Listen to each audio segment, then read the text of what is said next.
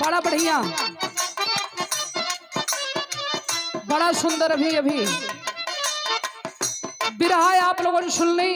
वाह, बहुत अच्छी कहानी रहल, बड़ा आनंद आप लोगों लेनी। अब धीरे धीरे कार्यक्रम समापन की ओर ही बा। मेहमान लोग जितना आइलन सब चल गई, आपे लोगन बैठल बानी, तनी कुछ बजा ला बा।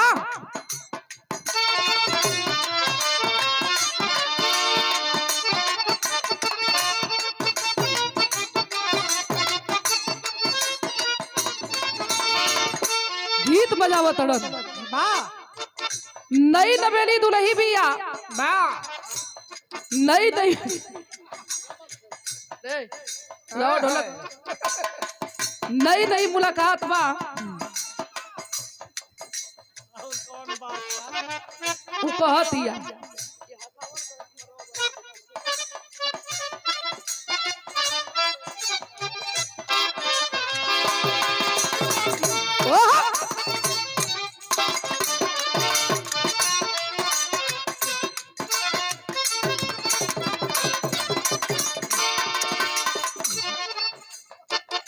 मेहरारू कहतिया का आइल पहिला मिलनवा, मिलल सजनी के सजनवा।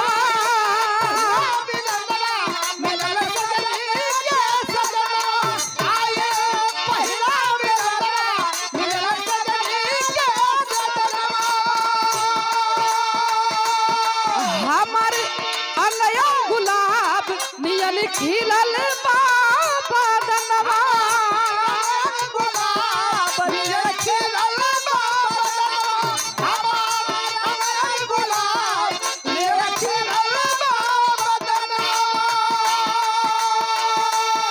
सुनी सुनी भगवान जिन बिहान होखे दी,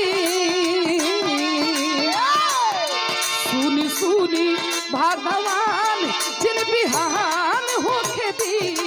आज राजा जी के पर्व में जवान होखे दी, आज राजा जी के पर्व में जवान होखे दी, आज राजा जी के पर्व में जवान होखे दी। आए पहिला मिलनवा, मिलल सजनी के सजनवा। हमार गुलाब नियर खिलल बाबा दनवा। सुनी सुनी भगवान जिन बिहान होखे दी, सुनी सुनी भगवान जिन बिहान होखे दी। आज राजा जी के पर्व में जवान होखे दी, आज राजा जी के पर्व में जवान होखे दी, आज राजा जी के पर्व में जवान होखे दी। और ये घर के मलिकार दुल्हे राजा के पिताजी और हम लोगों के गार्जियन हैं आप। बड़ा प्यार, बड़ा आशीर्वाद मिलेला। राज नारायण यादव हमारे गार्जियन साहब की ओर से 500 रुपया पुरस्कार आपके चरणों में प्रणाम बा। सब भैया लोगों के प्रणाम बाबा। मेहरारू कहतिया ए सैया चांदी जैसन जिंदगी में हमारा,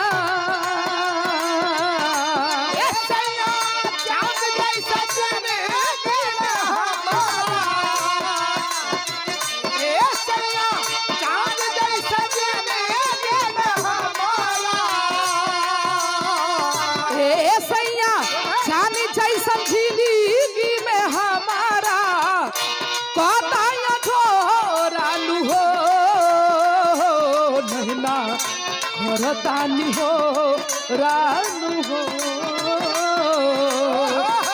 नहना खरतानी हो रानू हो, हमके लेला तानी को रानू हो।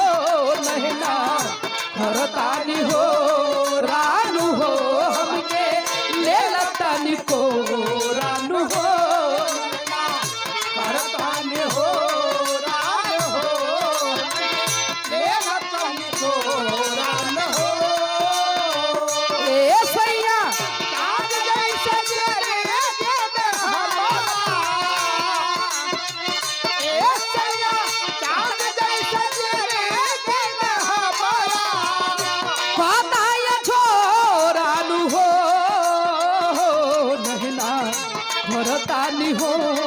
रानू हो नहना खरतानी हो रानू हो हमके ले लतानी को